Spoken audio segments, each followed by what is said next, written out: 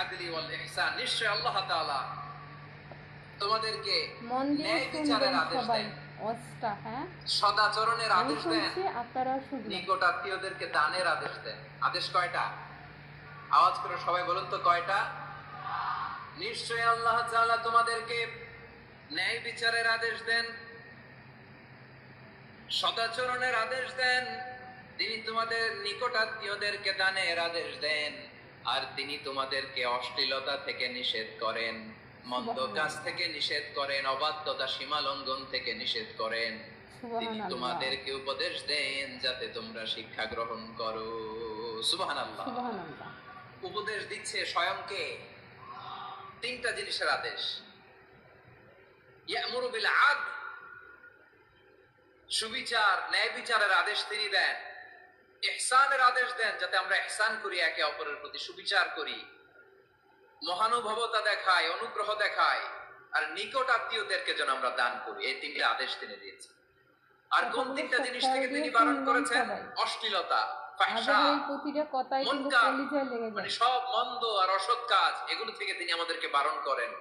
ওয়াল বাগি, অবাধ্যতা, সীমা লঙ্ঘন, এই তিনটা কাজ থেকে তিনি আমাদেরকে বারণ করেন। তিনি আমাদেরকে উপদেশ দেন, স্বয়ং আল্লাহ তাআলা আমাদেরকে উপদেশ দেন যাতে করে আমরা শিক্ষা গ্রহণ করি। সুবহানাল্লাহ। সুবহানাল্লাহ। তাহলে আসুন আমরা ধরে ধরে একটা একটা করে সামনের দিকে আগাই। আল্লাহ তাআলা প্রথমে আমাদেরকে আদেশ দিয়েছেন আদালে, ইন্নাল্লাহা ইয়া'মুরু বিল আদল। আওয়াজ করে বলুন আল আদাল। আল আদাল। সবাই পড়ুন আল আদাল। আল আদাল। আমরা উর্দু জানি, হিন্দি সবাই জানি, বলবেন অনেকে আল ইংরেজিও আদাল। জানি, কিন্তু আরবি শব্দগুলো আমাদের মুখ দিয়ে বেরোতে চায় না। আওয়াজ করে বলুন আল আদাল। আল আদাল। মাশাআল্লাহ। ইন্নাল্লাহা ইয়া'মুরু বিল আদল। আল্লাহ তাআলা আমাদেরকে আদলের আদেশ দেন। আদল অনেকে না বুঝলেও আদালত শব্দটা বুঝবেন। আদালত, আদালত, আদালত বুঝেন না? যেখানে বিচার কার্যের ফয়সালা করা হয়, কোর্ট কাছারি আদালত, এটা তো ভেরি কমন। এটা শুনছেন না সবাই? আদালত, যেখানে ন্যায় বিচার হবে, সুশাসন হবে। কিন্তু ভাগ্যের কি নির্মম পরিহাস, ওখান থেকে মিথ্যা সাক্ষী দিয়ে মনমতো রায় দিয়ে দেয়া হয়। এগুলোর পরিবর্তন হওয়ার দরকার আছে না নাই? না। প্রিয় ভাইয়েরা, আদালত, আল আদল, ইংরেজিতে বলে জাস্টিস, জাস্টিস।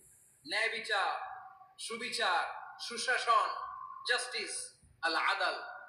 সব জায়গায় এই জাস্টিস থাকা দরকার। Justice should be prevail in the society. The mission of all prophet was to uphold the justice. সব নবীর মিশন ছিল এই জাস্টিসকে, আদালকে, সুশাসন আর সুবিচারকে নিশ্চিত করা। পড়েন সুবহানাল্লাহ। সুবহানাল্লাহ।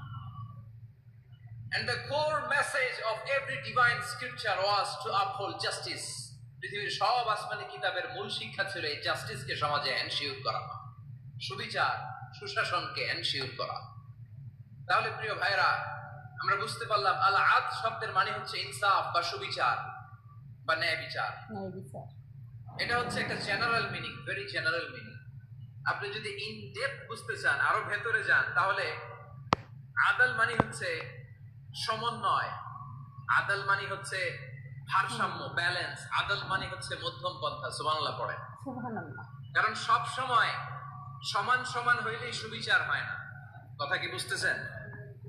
ইসলামের দ্য কনসেপ্ট অফ আদল, এটা এমন আদল, এটা সব সময় সমান সমান নয়। সমান সমান না। যখন সমান সমান দেয়া দরকার, ইসলাম সমান সমান দেয়। Right. যখন ব্যালেন্স করা দরকার, চেক এন্ড ব্যালেন্স, সমন্বয়, ভারসাম্য করা দরকার, তখন ইসলাম ভারসাম্য করে দেয়। এটার নাম আদল। সুবহানাল্লাহ। সুবহানাল্লাহ।